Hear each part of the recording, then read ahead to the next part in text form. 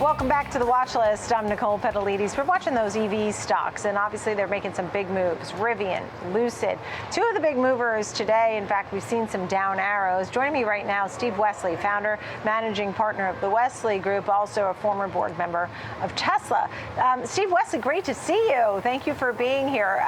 There's been a lot of talk about the world of EVs and that maybe some of the demand has been waning. Is that an EV problem? Is that just a consumer and economy problem? I mean, it's not that there's a feeling that the demand for EVs, while people still want them, nobody's canceling or dumping out of their EVs, but they just don't love them the same way right now. That story is overhyped. Here are the facts. Higher interest rates and overpriced models are battering some Browns. And Ford GM had an abysmal Q3, losing a lot of money. They're both pulling back on their EV strategy. I think that's a mistake. Lucid sales have nosedived. They're struggling to stay afloat. But look at the big picture. Tesla sold 1.3 million units in 2022. They're going to sell 1.8 million units this year. That's 40% year-over-year growth while producing or posting a $7 billion profit. BYD, record Q3 sales. They have 75% year-over-year growth. And the Koreans, Hyundai and Kia, growing at 35%. And the real story here is the people who are late to market with less good cars are struggling. And the people like Tesla, BYD, and the Koreans are taking off. What we're seeing here is a global changing of the guard in the auto industry. The haves are doing better. The have-nots are falling behind. Yeah, what about Rivian? I mean, we've seen a lot of Rivians on the road, and they said they were going to put more out, right? And they say they improved their guidance, their production up to 54,000 units. What'd you think of that?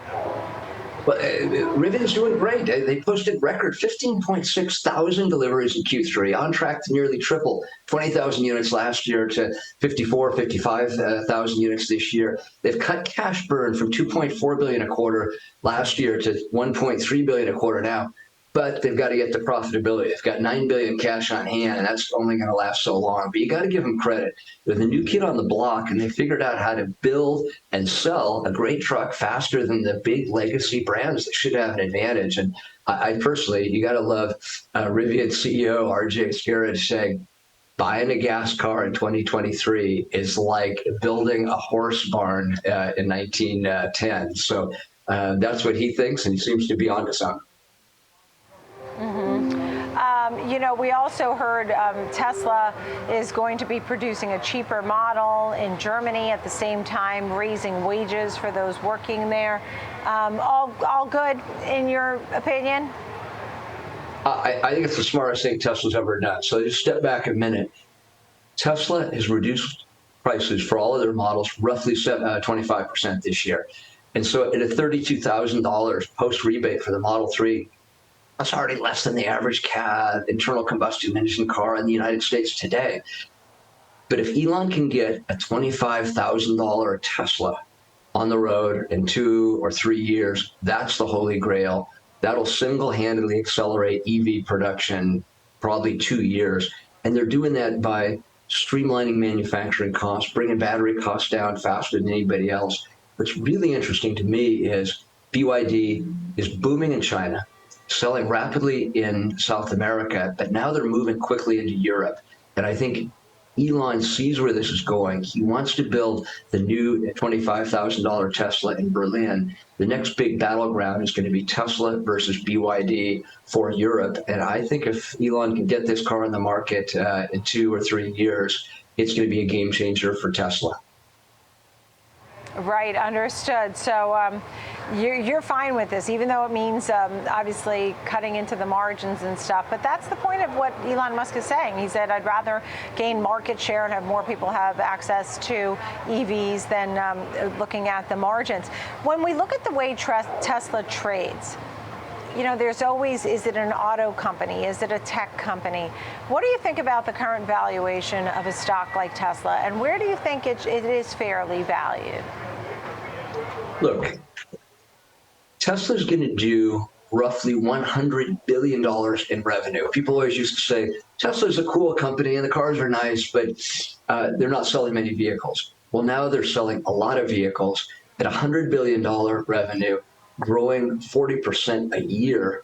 I think having a 6x revenue multiple is probably fair, and I think there's a lot of upside for growth. What people forget is they're still profitable, and they still have an edge in both manufacturing, over-the-air software, and other things that other companies just can't duplicate. The big picture here is, can the Chinese, with their lower cost battery and lower cost manufacturing, compete with Tesla's edge, which is the most advanced production facility in the world and the ability to sell over-the-air software faster than anyone.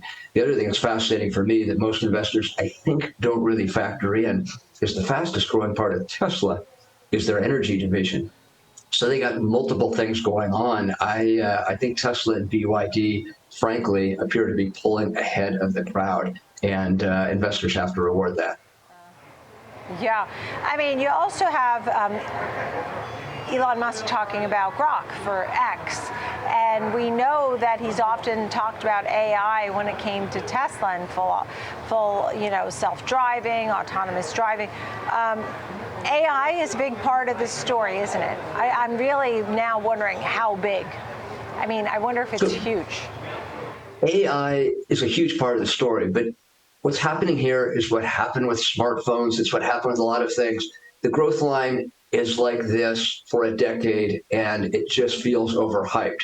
And all of a sudden, you hit that inflection point, and things begin to take off. I will just say flat out, you're not going to see a lot of artificial intelligence vehicles, self-driving vehicles in the next 1, 2, or 3 years. They're already on the roads in San Francisco. You can get in a car tonight without a human driver. But it's going to take a while. But if you look 5 to 10 years out, two companies, Tesla and Google, are way ahead of everybody else in the autonomous driving area.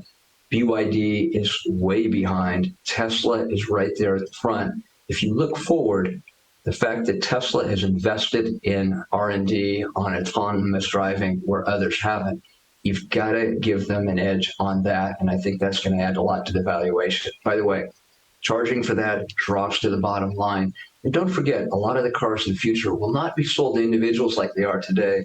They'll be sold to fleets of people who are doing autonomous ride hailing. And that's the way of the future. The only question is, does it take 5 or 10 years? But right now, Tesla appears to be in front. So it's interesting because you said out of the cars that you really like Tesla and BYD, but when it comes to AI and full self-driving, you said it's Tesla and Google, and that leaves BYD way behind. And, even the likes of Uber and Lyft, there was, they used to have research departments. They sort of dumped out of that, right? Uber was supposed to be in this game, and they're out, right? AI is not easy. It's a big deal. It's where the whole world is going. 10 years ago, we barely knew what ride hailing was. Now it is pervasive. In another 10 years, you're going to see autonomous ride hailing in every part of the world. Whoever owns that is going to have a big advantage, especially in these emerging market companies. That's why Tesla was smart to invest there. Now, you've got to pause for a minute and say Elon has consistently overpromised how soon it's going to be ready, and it's still maybe years out. But within 5 to 10 years, mark my words, you will see a lot of autonomous vehicles on the street. And the question is, does Google have a card to play here? And will they be developing their own vehicles, or will they be the Google inside for the world's automakers that were the smartest Tesla to do that investment? Where do you put your money? Do you invest a lot in Tesla and Google and sort of leave it there for, I don't know, until the end of time? In our firm, we invest in small private companies, but I think as a public market investor, you just have to look really carefully at the Chinese, whether it's battery makers like CATL that are powering this EV revolution, or it's looking at BYD. And again, I don't want to minimize what they're doing. They have built an extraordinary series of cars, the Goal and others, in the $15,000 to $25,000 range. They're booming, not just in China, but they've successfully made the move to Southeast Asia, South America, coming into Europe now. The US has slapped 25% tariffs on it, but they're getting big in an awful lot of the world. That's why this Tesla Model 2, or whatever they decide to call it, at $25,000 price point, that is a big deal. And by the way, don't assume that just because it costs $25,000, the margins are going to be wildly compressed. Tesla's doing a lot of smart things with batteries, with manufacturing, especially the robotization of manufacturing that others, including the Chinese, just have not been able to copy. Right. Understood. Steve Wesley, great to see you. The Wesley Group. Love when you're on the show, Steve. Thank you.